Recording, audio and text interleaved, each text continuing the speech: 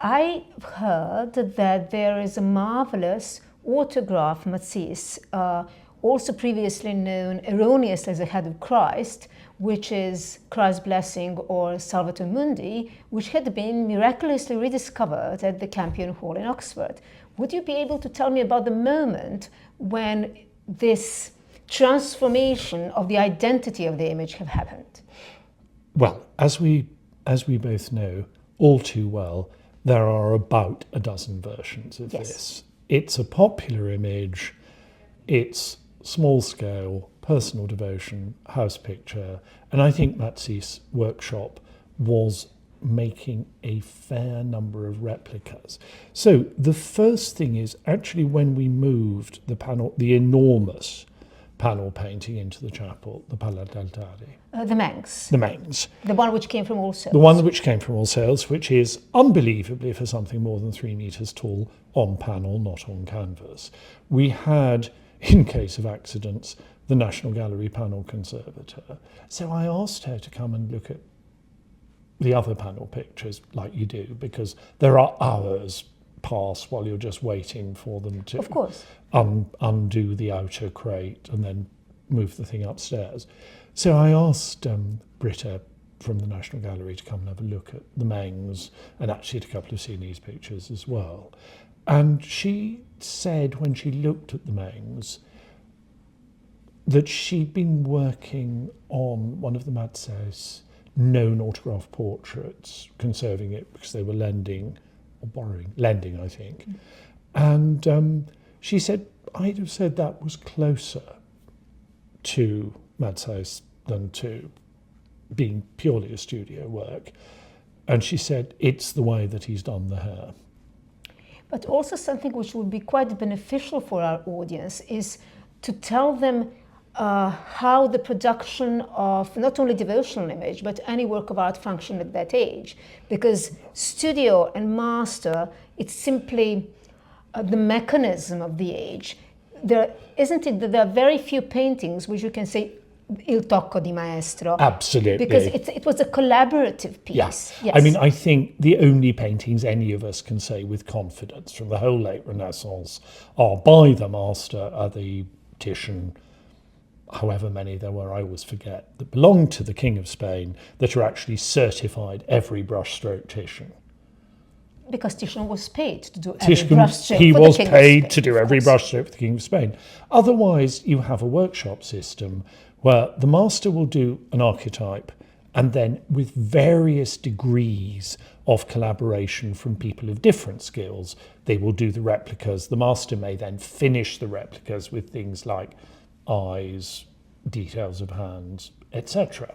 So what we have here is we have Britta saying, I think this is a good deal more like the master. Then actually the scholar doing the catalogue raisonné of Matsys came to visit us with the travelling laboratory, like something in the films. Brilliant. And he spectrographed and x-rayed. And we managed to do all this without taking the picture out of the Marvel seal, because the picture exists in a kind of little climate control box. Not that you can see it, but it's actually sealed in with museum acrylic and film on the back for its protection. So he did all the analysis and he found one of the most interesting things, which is under the paint layer, he found almost nothing. Now, usually if you're dealing with something that's been done by the assistants, there is some element of mechanical reproduction, usually tracing. And you can tell this because you have the little pools of lead where they pricked through the drawing.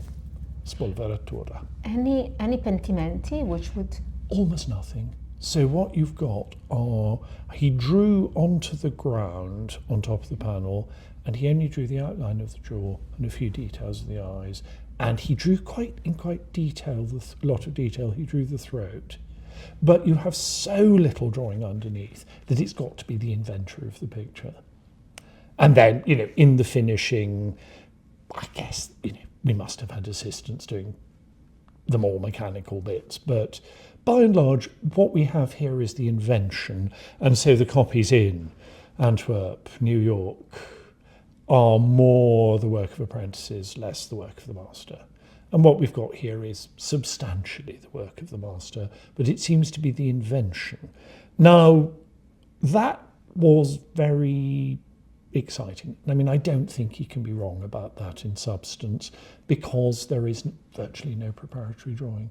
So the same person has thought it, executed it, and just put in a few guides for themselves.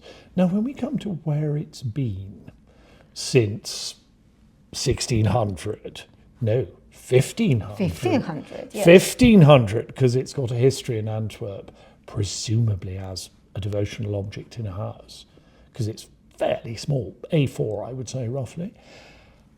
Where we've been since then, well, that's more what you know about. If I might just explain, Jelena is very skilled at reading those few marks on the back of a picture. And backs of pictures are very often very interesting things. Can you just run us through how you roughly reconstructed the history?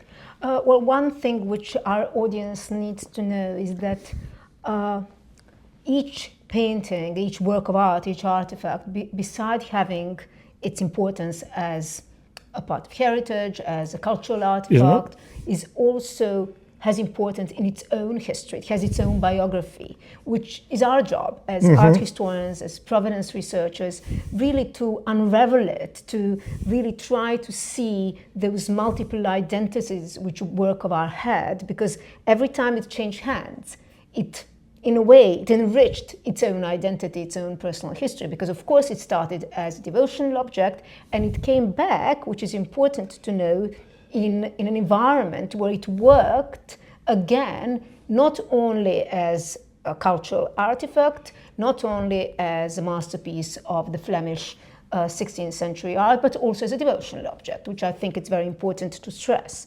However, it is very difficult with an early modern artifact to have an unbroken provenance. It's usually, you have to be either super lucky or to have one very lucky owner who passed it, from one part of the family to the other, from one generation to the other. So, and it's very rare, and it's considered, a miracle. Or you would have to have a superbly documented painting or sculpture or any artifact.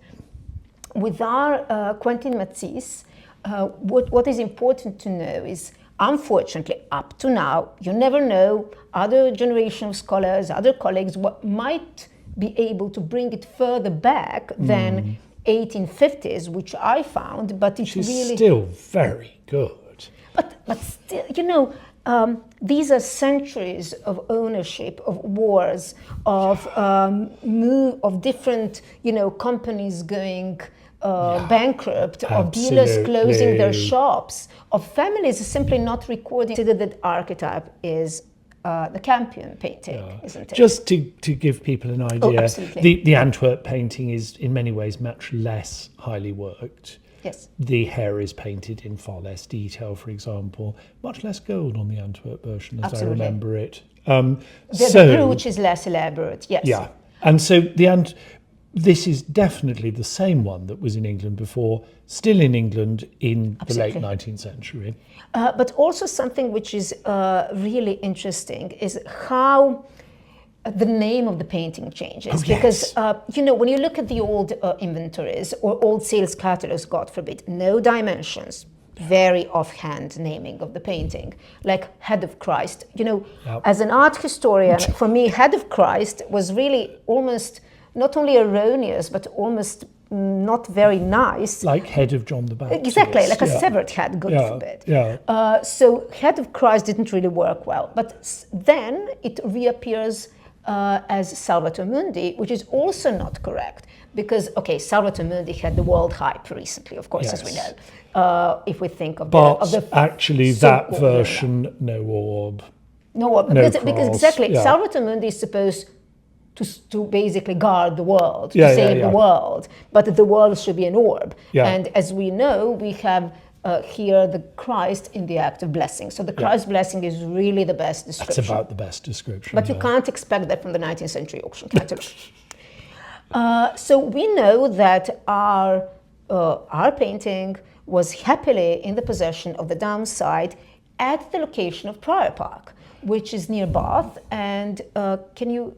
Which was purpose-built as a mansion showing off the virtues of Bath Quarry stone for Ralph Allen, sold one generation later to, I think, Bishop Baines, very early. I mean, he must have been a vicar apostolic. He must have been a bishop in Partibus. And it's then various Catholic institutions through the 19th century. It's now a school. It's got great fives courts, but that's wholly irrelevant. But when you said for Ralph Allen was also a connoisseur and a collector. Yeah. So it fits well, again, when it passes into the hands of another distinguished collector, that because it says in the catalogue that a number of paintings came from the sale of Prior Park of the Ralph Allen's effects. So they say it's also the case of Quentin Matsys. So we have end of the scene 3. End of scene 3. Yes, exactly. 1904. 1904. It was sold, like all the works of art from Downside collection. We don't know immediately where it went, but apparently it was known, because a copy of the Quentin Matsys... This is fascinating. ...was handed out as a special Christmas supplement. Of course, having a Christ blessing in a Christmas issue of the Connoisseur is quite fitting, exactly. So it's actually, as I remember, they put a loose print in with the magazine, yes, so you can have it framed. Yes, according to the popular demand of the readers. There you go. Again, a big pause. Postage stamp? Postage stamp. They are saying they reproduced, also in the Connoisseur, that it reproduced the postage stamp, and after that, we know that between 1904 and late 1920s, it had entered the collection of, for us, up till that moment, a completely unknown character. So, absolutely. However, it will become one of our main protagonists. He was a major, he was a military figure. He took part in the Great War. He was decorated in the Great War. He was also a known soldier. His name was Major Curtis, J.T.C. Curtis. Right. And although not much is known about him, after him remained a considerable collection, which was sold in 2 parts at Christie's in 1937. Mm-hmm. His considerable silver collection on the 30th of June in 1937. Yes. And the collection of his, let's say, fine arts collection. So everything which is not applied art was sold together with the collection of 2 other gentlemen on the 9th of July of 1937. So when one is lucky enough and can turn the Matsys panel round, yes, on the back, one sees something which was vital for us, which is Christie's stencil, because auction houses, and that's something our audience needs to know. Yes, absolutely. Auction houses had very distinguishable stencils to the auction house. So usually a combination of numbers and letters. Yeah. So Christie's is usually 3 numbers, 2 letters. Yeah. So this was 531 GM. And the date was 9th of July, and the lot number, the number of the artifact being sold, are Quentin Matsys, was number 54. Excellent. So when one looks at the back, the stencil has in white chalk very faintly, but there, unmistakably there, the 9th July and number 54. So we've got the right picture. The right picture and the right same picture. Yeah. So one opens the catalogue from 1937. It was well preserved in several libraries and archives, and there it is, number 54, Quentin Matsys. This time named as Salvator Mundi. So sold by Major Curtis, or from his estate. And the discovery of the annotated catalogue, because, of course, you would never print who bought it, because you would print it prior to the sale. Of course. And also, some people wanted to remain discreet, even if you did print the names of the buyers. But sometimes people who attended the auction or the auction house itself would write note, down the note. So the existence of the fortunately preserved annotated Christie's catalogue says it was acquired for 4 guineas, which was not an insignificant sum, around £1,000 nowadays. We thought about £1,000, yeah. By none other than a person named Mar D. So we can, let's say, with decent certainty suspect that it is Father Martin Darcy, who was one of, in a way, founding fathers of the Campion Hall in a sense of its fine and applied arts collection. And I think we can also say that those initials, especially with the first name half spelt out, they just don't apply to anybody else who's buying on the London market, because they haven't written the name out in full, so it's obviously a known quantity. Yes. And so Darcy is just about the only person buying devotional art on the London market at that time. He's still got another 2 or 3 years of run before anyone else starts collecting it. And also, the modest price perhaps suggests paintings perceived as Catholic and devotional command very low prices in London. There's very few people buying them. Exactly. Yes, unless it's a Titian. Unless it's a Titian, exactly. And the other thing is, I think either Major Curtis or Darcy framed it, because the present frame is very decidedly London Baroque of the mid-20th century. We've got a couple of other things framed in sequence with it. Could be a gallery, could be Darcy himself, we don't know. So more or less from there, we have a certainty of when it entered the Jesuits' collection, Campion Hall collection. It's not in the benefactor's book for the simple reason it was a purchase. So it wouldn't be, because nobody had given it. Yes, exactly. He bought it for the collection of his Campion Hall. Yes, exactly. Absolutely. Bought it at what seems to me quite a good price. Exactly. Of the time, though 4 guineas is worth of... His purchasing power is very considerable. So we then have... The work is here. It's first actually noticed in 1968, as I remember. Yes, when it was in a letter to a certain Mrs. Fisher. That's right. It was mentioned, actually the poor Matsys was not even the protagonist of the letter. The letter was concerned with a gift or a bequest. That's right, of Roy de Maistre, in fact. So they were saying how now the Quentin Matsys could be moved to the chapel. That's right. Yes. Yeah. So, yes, we only have a casual mention. So now we know.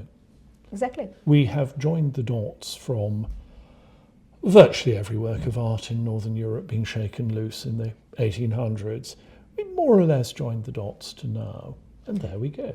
And also, it's very important we know where it was in 1937. And we know where it was in 1937. It's been in England since the absolutely, and it's been on the spot since 1937. Because usually, when you say provenance researcher, people think of that most, let's say, difficult of periods, which is 1933 to 1945. Absolutely. Because you have a lot of disputed works being circulated in that period. But we are. We are on the absolutely safe ground, we are. And because this one not only was in a very known and present place since 1937, but it was in Britain definitely from the beginning of 19th century. The fact that it is in Holford collection in 1950s. And actually quite interesting because it moves around in intention, because it's secular Old Master, then it's in a Catholic collection. Absolutely. Secular Old Master again. Then it's in a Catholic collection. So it's actually come full circle to being roughly in the kind of relation it was to its original owner. And of course now we're devolving it to the Ashmolean so more people can see it. Now it's the importance of the painting's been recognised. So there we are. We forgot actually, and I think our audience is really curious, what is the original context of Quentin Matsys' Icon of Christ actually? Well, very unlike what has immediately gone before in the later Middle Ages, in that it's a small format work, it's about A4, size of a piece of A4 paper. The other thing I think is very interesting is what the eyes are doing, because it's engaging directly with whoever the observer is. It is more of an icon than many Flemish Renaissance religious paintings, which are more figures in landscape. So the figures frontal, looking at you, looking to you. I think this goes with what is called modern devotion, Devotio Moderna, which is very popular in Flanders, fairly popular in quite a lot of Northern Europe, which is a much more personal sense of emotional engagement with the divine, a much more personal engagement. The beginning of visualizing meditation comes the Devotio Moderna, and the idea of engaging more personally, not with Christ as monarch, but Christ as personal saviour and someone with whom a kind of dialogue can begin. You know, you can begin a dialogue with a figure so close to you. I think that is the kind of general continuum, very familiar to Jesuits and their friends, out of which Ignatius's own spirituality comes. There is quite a lot of very personal devotion that visualises, that imagines dialogue and discourse with the divine in the early years of the 16th century. But may I ask you something else? How do you imagine, or how do you envisage, who was the commissioner of Quentin Matsys? Wonderful question. What do you reckon? We've got one of those tall houses on the Vrijdagsmarkt. He must have been affluent. He must have been fairly well off. Oh. Paintings are surprisingly cheap in the Netherlands But still, that's a the very high Renaissance, quality. but that's a very high quality painting. I imagine mercantile, because Mercantile, yes. Antwerp's at its height at that point because nobody has blockaded the river. It's the northern capital of the arts, really, in the empire. Well, that's why Quentin Matsys had such a large workshop, because Absolutely. Nowadays people are suddenly being surprised as workshops in the 16th century that they're not surprised at the workshop working for Ai Weiwei, for instance. Exactly. And that's an artist as a producer. Absolutely. And Rubens. Absolutely. Huge workshop. But it's really interesting. See, Antwerp is somewhere where there's both a local market and an export market for fine works of art. I think we've got one of those tall houses on one of the market squares in Antwerp. Merchants. There'll be tapestry. Absolutely. There's probably panelling. There's tapestry. There's probably the Matsys hanging over the tapestry. Black ebony frame, I guess, at the time. I think that Rococo sort of frame is English and much later. It's much our imagination what it's our imagination of 1500s splendour. were like. Yes, exactly. I suspect black ebony frame originally. But there we are. So private room. People have private rooms. Of course. Actually, there's quite a nice thought. There's manuscript illuminator in the Low Countries, Sander Benning, who's sort of Flemish Scottish, from a family of miniaturists. He does a picture of himself in quite a small panelled room with a desk with pens and a small picture on the wall. That kind of personal space is beginning to emerge, with kind of emergence of privacy in the Low Countries. Of course, much earlier than in other countries of Europe. Absolutely. And also maybe, a cabinet-like atmosphere. Absolutely, that people have small heatable rooms. Yes. I mean, I think probably the Low Countries have the first notion of anything we would think of as the domestic. Yes. I mean, our notions of the domestic come from the Low Countries, really, in the 16th, 17th century. Our notion of the private space as well, because comes from the Low Countries. Yes. Absolutely.